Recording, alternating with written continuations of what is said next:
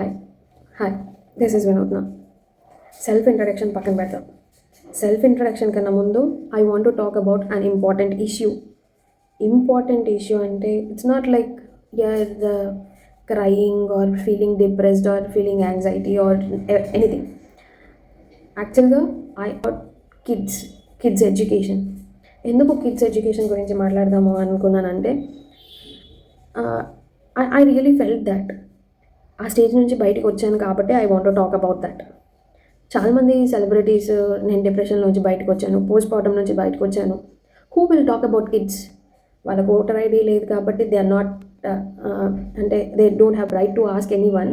And respect అనే ఒక word అంటే వాళ్ళ ముందు పెట్టేసి యు ఆర్ డూయింగ్ ఎంత ప్రెజర్ చేయాలో అంత ప్రెజర్ చేస్తున్నాం మనం పిల్లల్ని. I really felt that.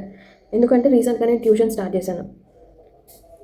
Tuition start చేసిన వెంటనే ఐ గాట్ 3 స్టూడెంట్స్. ఎక్కువ తీసుకుందాం అనుకోలేదు, 3 స్టూడెంట్స్ని తీసుకున్నాను. ఎక్కువ తీసుకుంటే వస్తాయి డబ్బులు మ్యాటర్ కాదు. నేను తీసుకున్న పిల్లల్లో they have to learn something. That's my Moto. నేను అనుకున్న దాంట్లో ఏంటంటే ఒక 8th క్లాస్ పాప, 7th క్లాస్ బాబు, ఒక యూకేజీ పాప వస్తుందన్నమాట.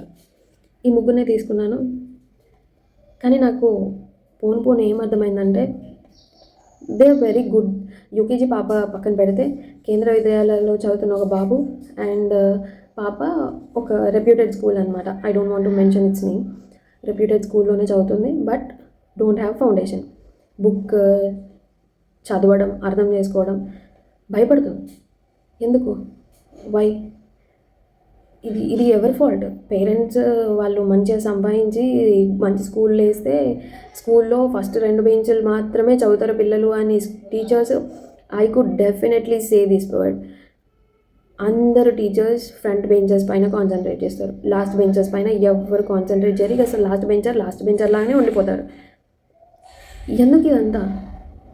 తీసుకునే క్లాస్లో 60 మెంబర్స్ క్లాస్ని 30 మెంబర్స్గా డివైడ్ చేసి ఆ 30లో 10 మెంబర్స్ని టాపర్స్గా డిక్లేర్ చేసుకొని ఆ 10 మెంబర్స్ని రాకి మళ్ళీ ఇంటర్లో ఇంకొక మంచి స్కూల్ కాలేజ్లో వేసి మళ్ళీ రాకి.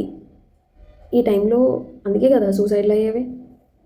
అందుకే కదా అసలు ఏం అర్థం చేసుకుంటున్నారు? పిల్లలకి ఏం చదవాలని ఉంది, పిల్లలు ఏం చేద్దాం అనుకుంటున్నారు, వాళ్ళకి అర్థమవుతుందా? అర్థం కావట్లేదా? పేరెంట్స్ అర్థం చేసుకోరు, టీచర్స్ అర్థం చేసుకోరు. టీచర్స్ పక్కన పెట్టండి, ఇంట్లో పేరెంట్స్ మీ పిల్లల గురించి, మీ పిల్లల క్యాపబిలిటీ గురించి మీకు కాకుండా ఇంకెవరికి తెలుస్తుంది? మీరేమో ఫస్ట్ ర్యాంక్ రావాలి, సెకండ్ ర్యాంక్ రావాలి అన్న గోల్స్ పెట్టి లాస్ట్లో వాళ్ళు కొంచెం అంటే 10th ర్యాంక్ వచ్చినా వాళ్ళు వేస్టింగ్గా అంతే. దే ఆర్ నాట్ అంటే మాట్లాడడానికి కూడా విలువ ఉండదు వాళ్ళ ఇంట్లో. I can see that. Is that really fair? Kids షూస్లో ఒక్కసారి ఉండి ఆలోచించండి కదా. Is that really fair? No. వాళ్ళు నిజంగా చాలా బాధపడతారు. వాళ్ళకి ర్యాంక్ రాలేదని వాళ్ళు బాధపడతారు. పేరెంట్స్ మాట రీచ్ అవ్వలేకపోతున్నామని వాళ్ళు బాధపడతారు. యా, వాళ్ళకి బాధ ఉంటుంది. They are also depressed, they are also having anxiety. Only పెద్దవాళ్ళకే కాదు కదా, పెద్దగైన తర్వాతనే రాదు కదా కొత్తగా. ఎమోషన్స్, ఫీలింగ్స్ అన్నీ పిల్లలకి కూడా వస్తాయి కదా. గుడ్ పేరెంటింగ్ అంటే ఓన్లీ 5 years వరకు, 7 years వరకే కాదు కదా గుడ్ పేరెంటింగ్ ఎప్పటి వరకు? Until you are parent duty అయిపోతుందా? I really think it never ends. ఎప్పుడు వాళ్ళు ఎమోషనల్గా లోలో ఉన్నప్పుడు యూ హ్యావ్ టు బీ కదా.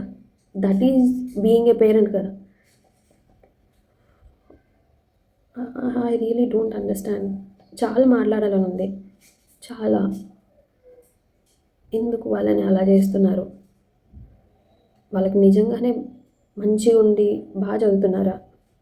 ఎప్పుడైనా కూర్చోపెట్టుకొని నాన్న ప్రెజర్ అవుతుందా? ఆ ప్రెజర్ అయిన దానికి కూడా మళ్ళీ జడ్జ్ చేస్తారు మీరు వాళ్ళ ఆన్సర్ చెప్పిన తర్వాత. పేరెంట్స్ ఏమీ అంత పద్ధతులు కాదు. I really know that. దాన్ని ఏమంటారు, ఇప్పుడు చెప్పిన తర్వాత దాన్ని వెపన్ లాగా వాడతారు. నీకు ఇది కూడా రాదు, నీకు అది కూడా రాదు. బట్ థింక్, వాళ్ళని సిబిఎస్ఈలో వేసి, స్టేట్లో వేసి, ఇంటర్లో, ఐఐటీలో ఏ క్లాస్లో చదవాల్సింది ఆ క్లాస్లో చదవనియండి కదా. ముందే ఎందుకు